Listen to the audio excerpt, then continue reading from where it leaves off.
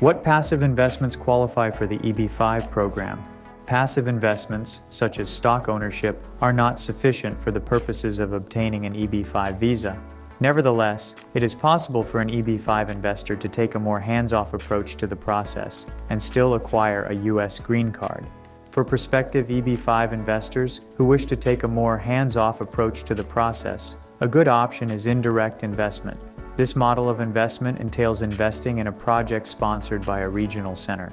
EB-5 regional centers are agencies that serve to manage EB-5 investment capital for an assortment of projects and ensure that the projects are compliant to United States Citizenship and Immigration Services (USCIS) requirements. The benefits of going the regional center route are manifold.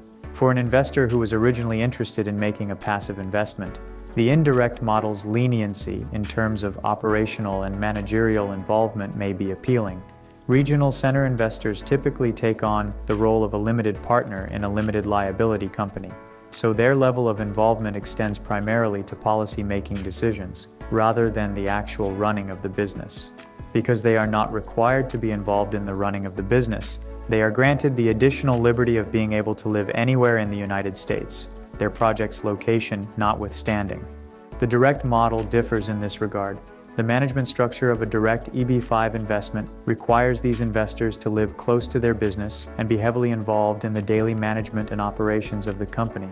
To some investors, this is ideal, but to an investor who originally wanted to make a passive investment, the regional center route might be more suitable.